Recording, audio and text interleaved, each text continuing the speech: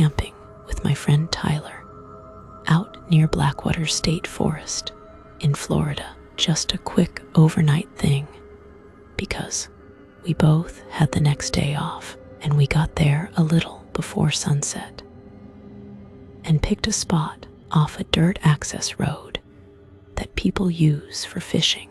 Nothing remote, but quiet enough that you don't see anyone once it gets dark. And right while we were setting up the tent, I had my flashlight sitting on the cooler beside me, and we heard a truck come down the road slow.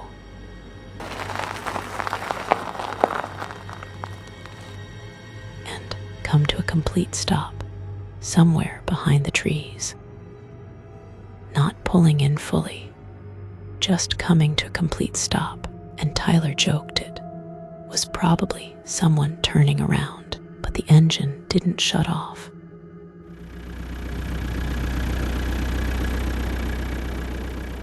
And it just stayed there idling in the dark. I wiped my hands on my jeans and walked back a few steps to look through the trees, and I could see headlights cutting through the branches, but not the truck itself, like it was angled away from us behind a patch of thin pine trees. And then the lights turned off, but I could still hear the engine running in the same spot. That's when it felt off, because nobody got out and no doors shut, just the engine sitting there, running in the dark behind us. We went back to setting up like normal, but I kept glancing over my shoulder every few seconds without thinking, and after about a minute, the engine finally cut off, and right after that I heard a car door close.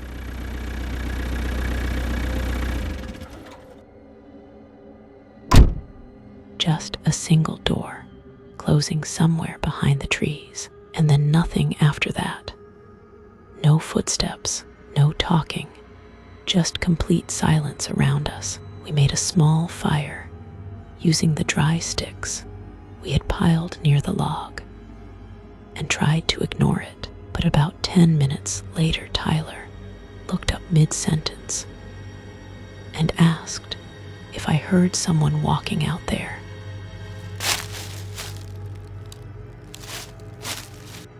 And I said, yeah, I hear it too, but it wasn't coming from the road anymore. It was coming from the side, like someone had already moved off the road and was circling through the trees around us. It wasn't even trying to hide the sound, just slow steps moving over dry leaves, then stopping, and then steps again after a few seconds. I stood up and grabbed the flashlight off the cooler and pointed it out there and said, "Hey, who is that?"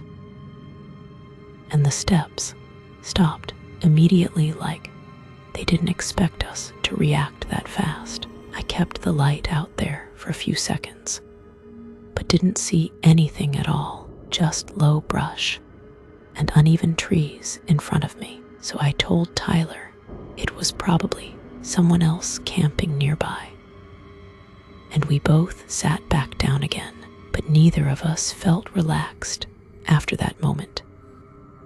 And I kept my hand on the flashlight the whole time.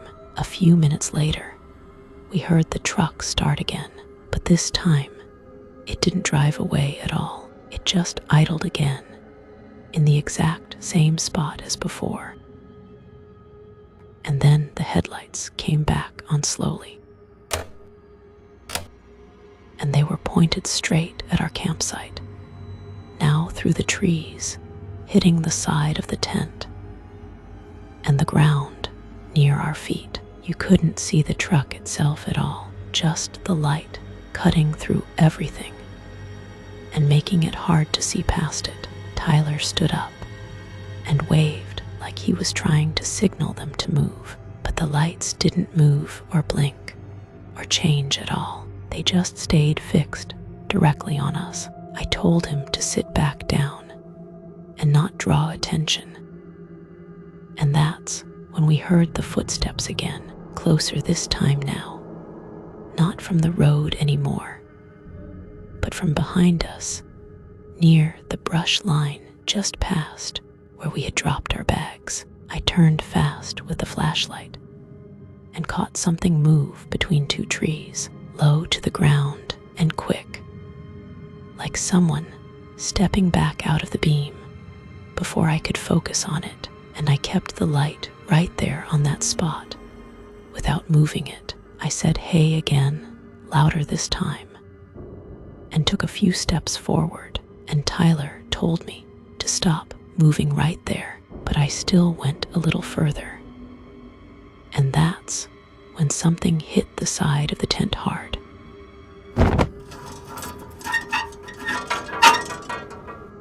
Like a full shove with force, enough to knock one of the poles loose and push the fabric inward.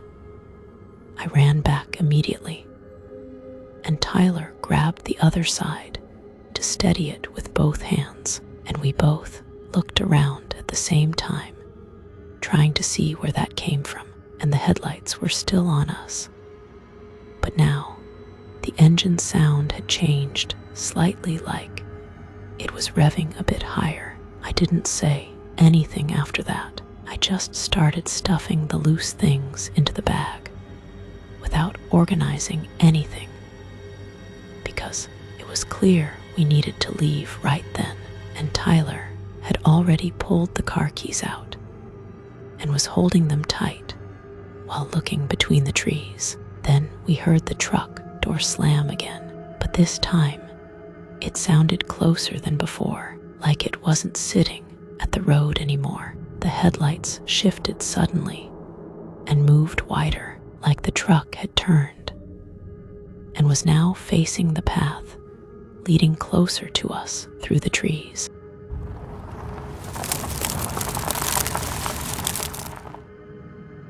I grabbed the last of the gear, and we both started moving toward our car fast. And that's when something ran across the path right in front of us, fast enough that I couldn't make out any clear details, just a shape cutting across the light and disappearing into the other side of the trees. Tyler stopped for a half second, and I grabbed his arm and pulled him forward and told him, "Don't stop moving at all." And we got to the car and jumped in quickly, and I dropped the flashlight into the cup holder while starting it.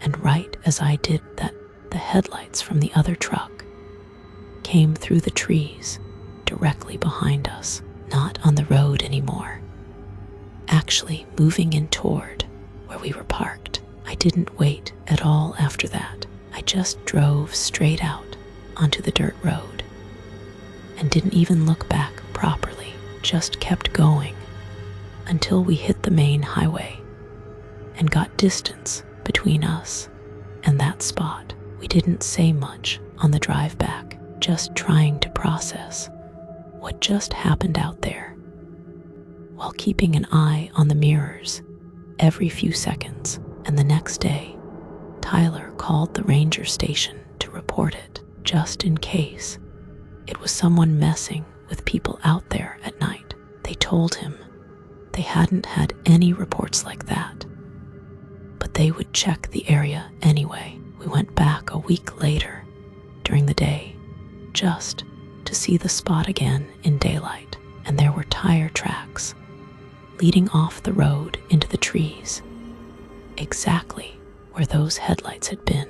Not a normal path at all, just straight through brush toward where we had set up that night. There were also footprints around where the tent had been more than just hours from before.